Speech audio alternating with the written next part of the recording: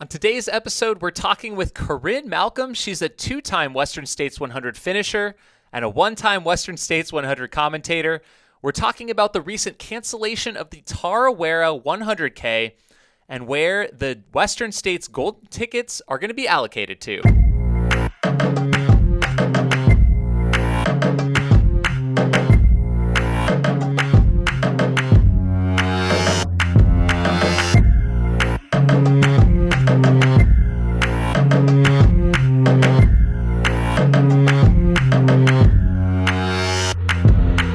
Welcome to Aravaipa Trail Talk 55. I am honored to be joined today by Corrine Malcolm. Corrine, how are you doing? Where are you coming to us from today?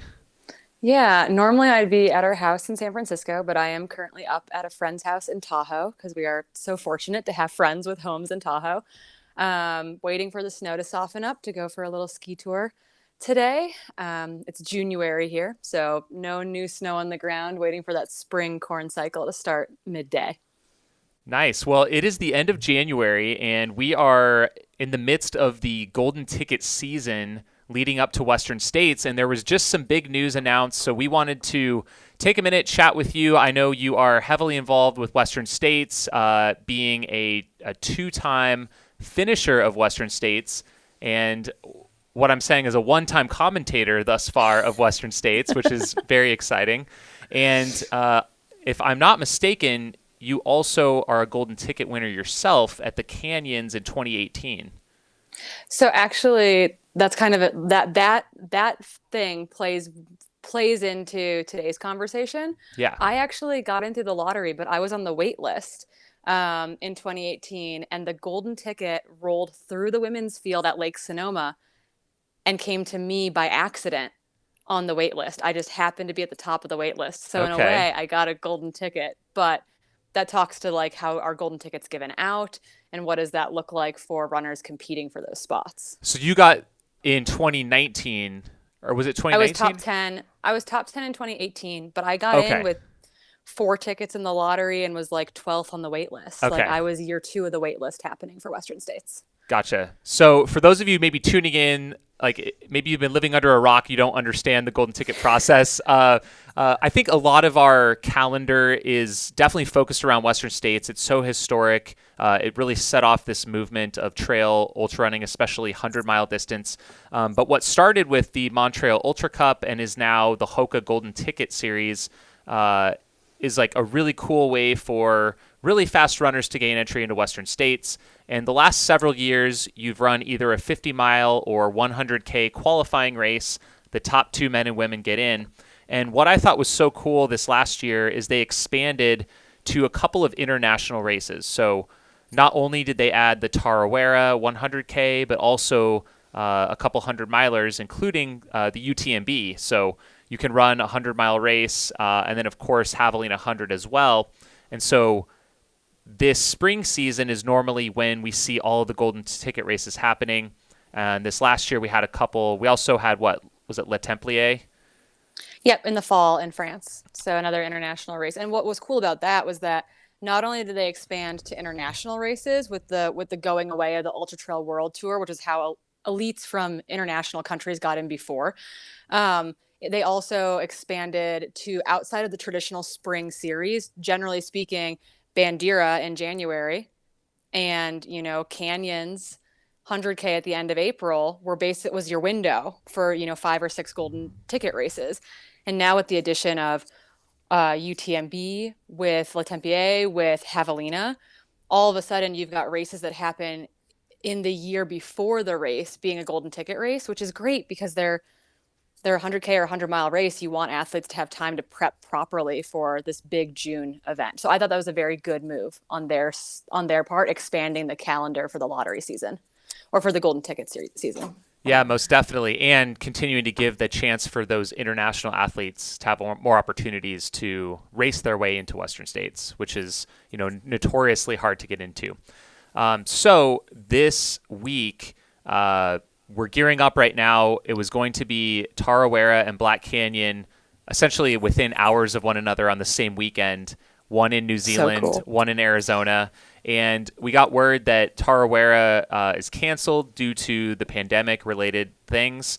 And I think all of us were probably wondering what's going to happen to those spots. I initially was thinking, I don't know why I thought this, but like, oh, maybe they'll just enter 4 more people off the wait list. But of course, then those spots would go away. So what were you thinking when you heard that news? Like, what would you have done in this situation if you were on an advisory panel for Western States or something?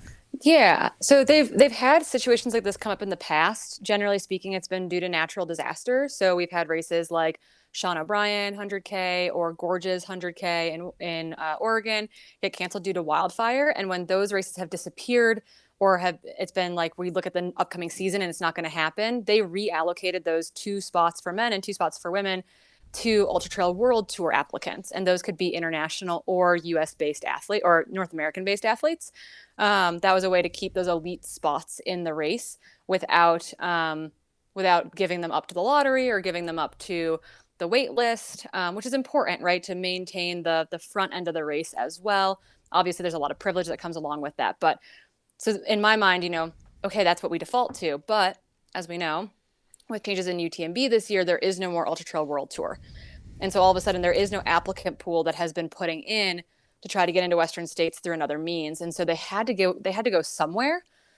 And I think allocating those to races that are already very competitive, where you have runners congregating to try to qualify for Western States, is a really smart move.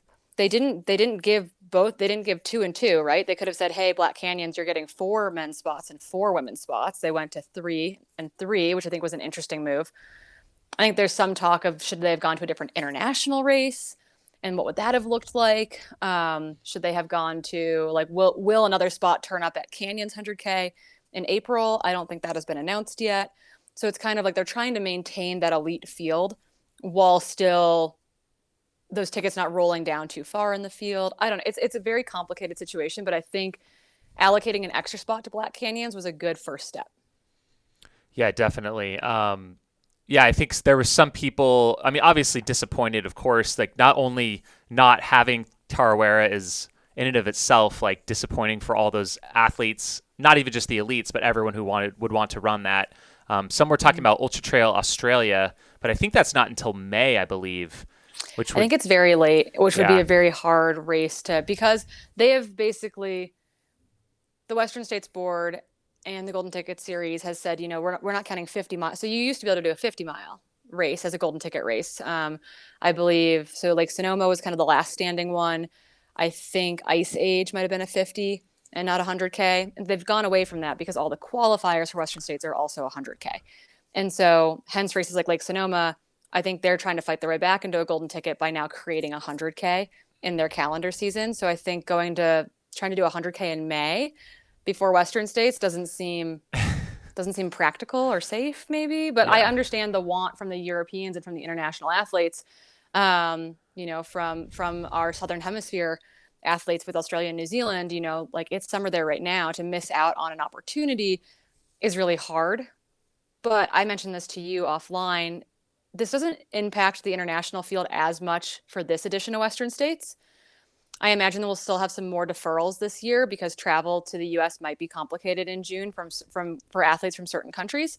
But we have a lot of athletes, some of whom actually got golden tickets, I believe in 2019 or 2020. I guess it'd been 2020, February 2020 at Black Canyons, for example, who are international athletes who deferred last year. So we still will have quite a few international athletes who deferred the 2021 race due to the pandemic, who will be lining up in 2022, which I think is helpful to keep that part of the race alive. But in future editions of the race, we need to be cognizant of how our international athletes qualifying for Western States. Yeah, definitely. What do you think about the concept of them adding like another U.S. race into the scene? Were there any in your head that might make good ones? I know there's always people asking for an East Coast one. My coach actually, he was like, oh, Zane Grey would have been perfect because I know that race used to be in the Montreal Ultra Cup, and it was like a lot of the top runners at Western States, like Scott Jurek and Carl Meltzer back in the day, would always run that one.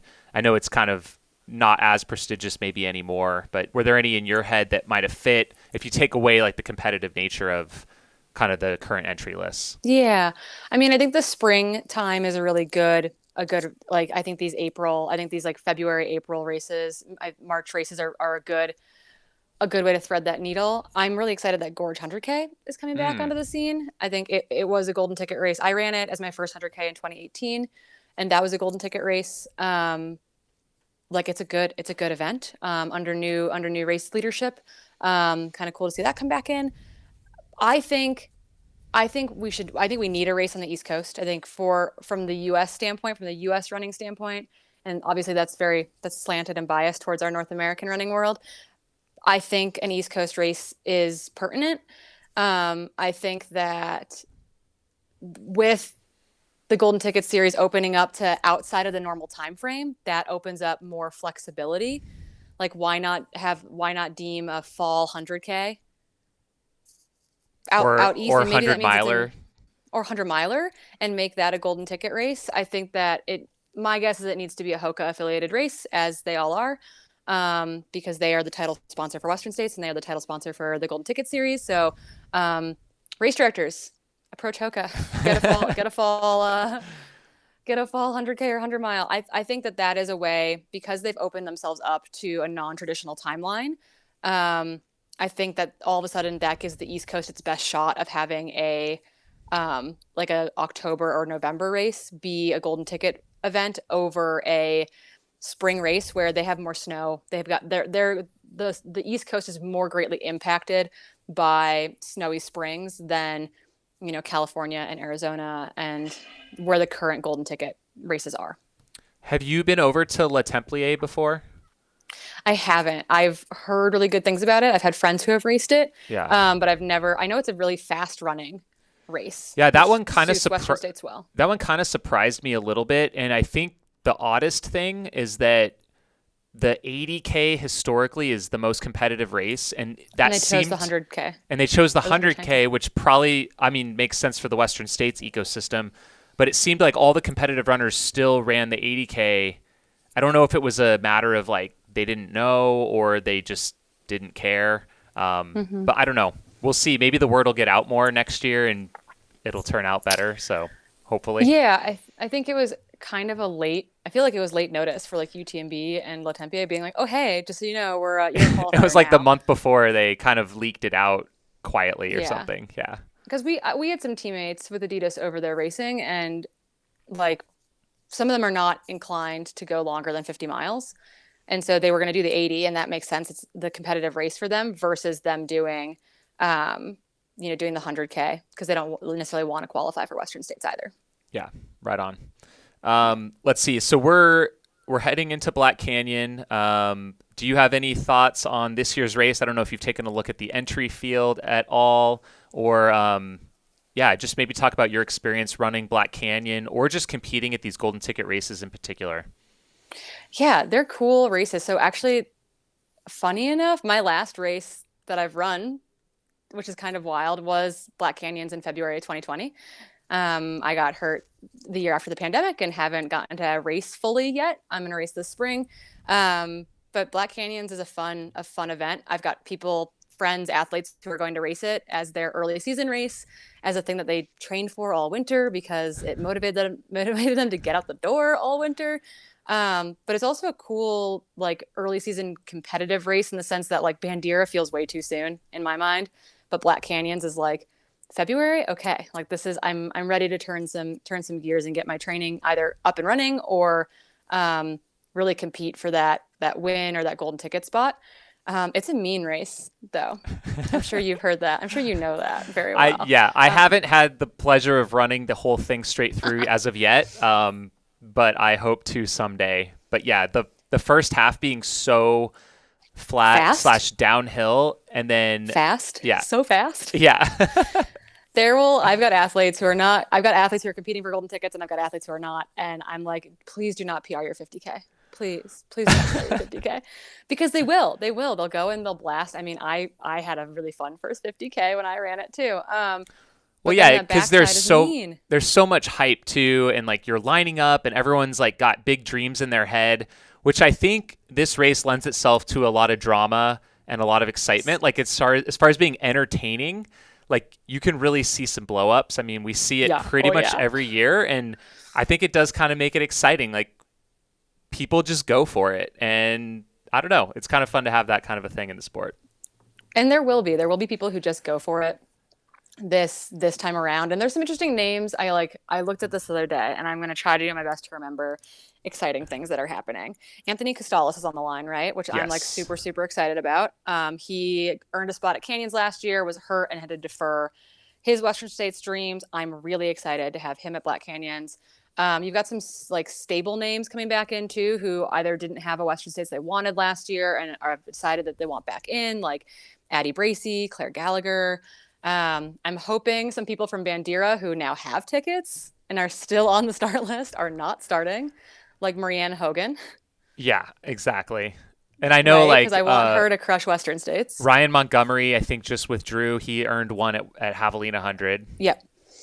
So I think there'll be some names that come off the list because their coach is saying, "Hey, you're in, like let's chill out, go run the 60K Yeah, maybe, drop down to the 60, go cheer on the go 100K. have fun." Yeah. I'm excited. You obviously know Logan Williams, Tahoe area runner, really cool guy. He put in a really good training block. I'm excited to see what he can do. I'm biased. I've got an athlete, Cordis Hall Racing, who's a now a Flagstaff local.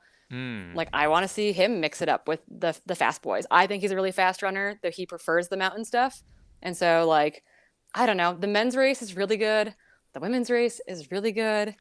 I think that it's going to be, you've got your mix of like people who have done traditionally well on these fast courses, and you've got some.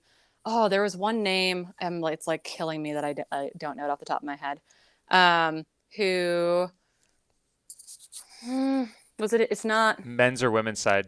It was a men's race. It was a men's name, and they are on my radar, but they're not necessarily like flashing lights. Does that make sense? Well, one name for me that stands out is Adrian McDonald. He won Leadville last year. Cool. Not super well known, but he is really fast. He was just down in Phoenix. He ran the Rock and Roll Half Marathon pretty quick and So he's got got out on the leg course speed. a bit. Very Oh good leg yeah, speed. oh yeah, leg speed. So and he's younger guy. So or I think he's maybe around 30 or something, relatively young. Yeah, and there are some young guns, whatever. I consider them all young at Yeah. this point. I'm at the ripe age of 31. I get to call everyone young Well, I mean, guns look now. at what I'm these just like pulling it up. 37, 38-year-old women are doing on the road scene right now. I mean, there's Oh something to my be God, said it's for the most motivating experience. thing ever. Yeah. Who was it? Oh, Seth Ruling. I'm excited to see Seth race Yep. if he's racing. Definitely. He's been really, really good at the like 50K distance. He's really good in the mountains. He's incredibly fast. Eric LaPuma, if he's coming out, he is an East Coast guy. He's more of a roadie. He's an amazing graphic designer, but he also has like wicked leg speed. But I don't know that he's run 100K. Maybe he's run on a road 100K team. He's very, very fast. There's a young named Justin Grunwald is running. He'll be very good and very fast. Preston Cates, that's who it was. Oh yeah. Obviously, Preston Cates came onto the scene last year at Canyons, mixed it up, rubbed elbows with like the big guns the whole day. I think ultimately finished like fifth or sixth, but like super young, super talented, super humble. I'll toot his horn for him. Like I think he is part of the future of our sport. Has a lot to learn, but his dad's an ultra runner. He grew up in and around the sport. Watching him race at Canyons last year in April made me so incredibly excited to see what he would run. And he ran predominantly shorter things after Canyons last year, like sub 50K. Ran collegiate cross country. I'm really excited to see him run. If he's fit right now, that will be very, very cool. So that was the name, Preston Cates, that I was trying to come up with there. Yeah, I got to meet him at the Solomon Running Academy last year in Moab, and super nice guy, really fast. I love the drama of the golden ticket concept and seasons for the sport. I think it's so good. It's such a unique thing where you have these athletes that are, they miss it by one or two spots, and then they have to keep coming back, sometimes year after year. to finally get that ticket. And I think if you see the finishes of those folks, once they finally get that ticket, it's such a sight to behold. I don't know that like Tessa was chasing a ticket for a long time, but like Tessa, I think is an example. Like when she got that ticket, you could just see the emotion in her at Oh my goodness. Javelina. I was crying. You just get Tessa got her goosebumps like ticket at seeing. Javelina. It's just so cool to see. Some other big names on the women's side. Io Wang Yes. will be coming back. Devin Yanko. Devin Yanko and Lottie Brinks were both at Javelina. Lottie was, I believe, fourth. Devin had She finished right behind Lottie. Lottie was in that like back and forth with Tessa. Yeah. And so like Lottie's an athlete who I think people will sleep on her and like be surprised because like she's got like she's really like she's young. Like I don't think I was told about her at, like before Javelina by a friend who knew her from the Solomon Running Academy, and they're like, "Oh, like Lottie's running, like keep an eye out for her." And sure enough, she was like going back and forth in the top 5 at Javelina like all day. So Lottie's someone that people will sleep on who I don't think we should. I think Lottie could make a statement at a race like Black Canyons. Well, she won all of her. I mean, she's new to the scene. Like literally last year was like her rookie year. She ran her first ultra at Bandera 50K January 9th, and that was her first result. And then she won, 4 ultras in a row, had a tough DNF at Lake Sonoma 50 mile in September, and then came and was one spot outside that golden ticket at Javelina. So, and she's got, I think, Pat Reagan is coaching her. So she's got road speed. All the balls in her court right now. So that's going to be a really exciting one to watch. And then going up against a lot of these veterans that have been on this course before, that have earned golden tickets, that have done well at Western States, there's a bunch of women that are just like knocking at the door here too. Like Emily Caldwell had a really good run at Run Rabbit. That'll be a new name for people. Collier Lawrence, who we both know, who this will be a big step up in distance for her. Jade Belsberg, she is also very, very fast. She lives in Sedona. She's got wheels, but like, will she pull together at 100K? Like, there's an interesting mix of like up and comers or people who have been like kind of like they've had like pretty good runs, but maybe like haven't won their golden ticket yet. Versus the veterans, Addie Bracey, Devin Yanko, Io Wang, people who have like Claire Gallagher, who have a lot of success at this style of racing. I'd be curious your thoughts on how, say, event organizers or this series in general can help elevate these athletes just across the series. Like, have you thought much about that? Like, what can we be doing, just people that are interested in the sport, to get the word out more? Do we want to learn more about these athletes, see more films, storylines, all the above? Any thoughts?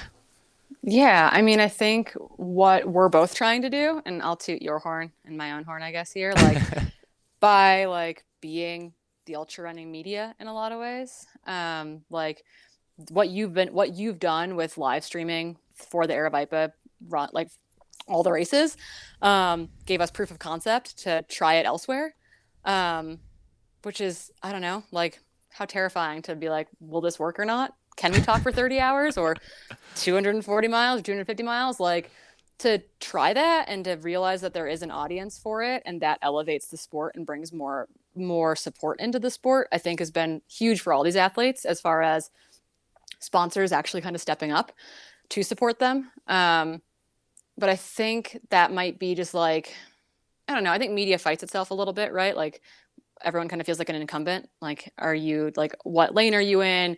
Like, what is your voice? Is it, it's like the coaching world too. Like people are like, we're competing against other coaches. I'm like, no, like there are plenty of athletes, like chill out. I think the media is a little bit like that too. Like there is room for more stories to be shared. Be that social media, be that short films, be that live commentary, like being supported at more events, right? I think that it will be a boon for the sport. And I think it's hopefully like a self-fulfilling prophecy in which like more exposure equals more money equals more exposure equals more, like in a way that's like, I don't know, true to the nature of our sport. Not saying that we're in it for the money, but that support is necessary in order to promote the stories of these athletes. Cool. Love it. Yeah. We'll try and So keep doing what we're doing then. give us more drones. More drones. Exactly. Yeah, that's the problem is some places they're not allowed, unfortunately. Yeah, yeah, it's a real, or like, I don't know, trying to do it at canyons or Western states. You're like, we don't have service. Yeah. So Are we going it's to be hard. seeing you commentating at any events coming up soon? I will be at Broken Arrow in Western states. I don't think I'm doing anything before that. There's a chance of another race, but I think I will be racing that weekend instead.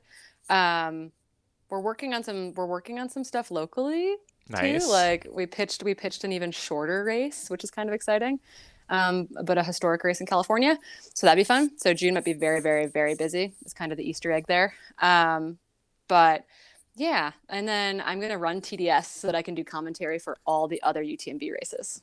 Nice. That is exciting. TDS is it's like getting to be almost UTMB level now in terms of length of the race, right? It's like 90 Gnarliness. miles and more gnarly potentially.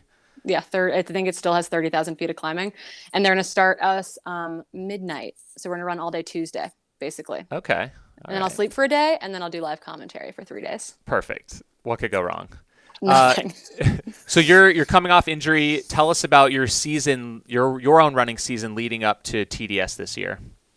Yeah, so I am going to run Way Too Cool in March. It's a race that I did in 2018, I think.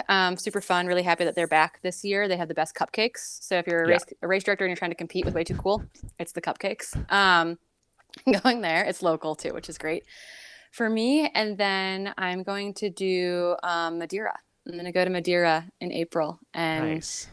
go uphill and downhill for 18 hours at the end of April. And then I'll be back in the US, and I'm not sure. I think I'll be really busy with race media stuff for the early half of the summer, but hopefully, like, hoping to do something fun in the US probably in July before TDS in August. And then who knows? Cool. Yeah, trying to race enough, but not too much, and like testing the body one race at a time.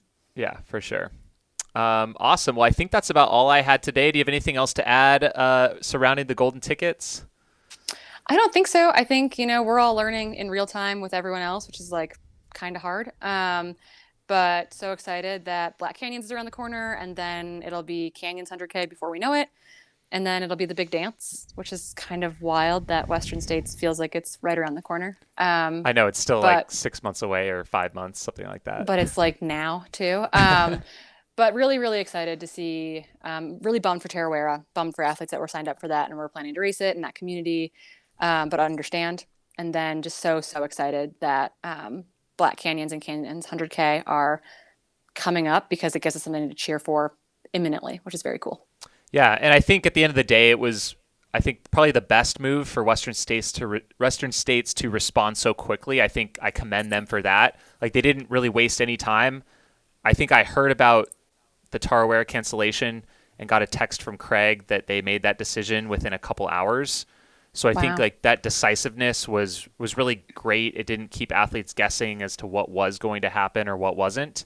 And I think it's going to just bring that much more drama and excitement to these remaining two races fighting for these tickets. Yeah. And I'm assuming it's one of those things again where it's not going to roll. So these tickets for everyone, just like one more time, these tickets can't roll down generally past fifth place. So Yep. there isn't anyone on the start list, I feel like, where I'm like, oh, they're already in Western states. At other races that oftentimes happens, it was very traditional at Lake Sonoma, for example, where like half the people racing didn't need tickets because you just wanted to get a 50-mile run in. Right. But I feel like for Black Canyons, that shouldn't be the case, where we're not going to necessarily see the ticket roll out of the top 5 and onto the wait list or something of that nature, which is good because it keeps a bunch of fast people in the race, which I think is very important. Yeah, and I think it's just so cool to give this chance and opportunity for anyone to kind of line up. You know, as long as you enter the race, you get a shot and you can line up. And just like seeing like a guy like Arlen Glick at Javelina earning a ticket is so cool. So cool. And like I'm super curious to see how he's going to do at a race like Western States. He was the calmest cucumber. I was crewing Devin like right next to his team, and just the coolest cucumber all day. Like literally, just there was no fuss. It was very. I'm excited to see him and so many other people at Western States. So more drama to unfold in just a couple Yeah, weeks. exactly. All right. Well, thanks so much, Corinne, for Thank joining you. us. And that's it for this episode. We'll see you guys next week.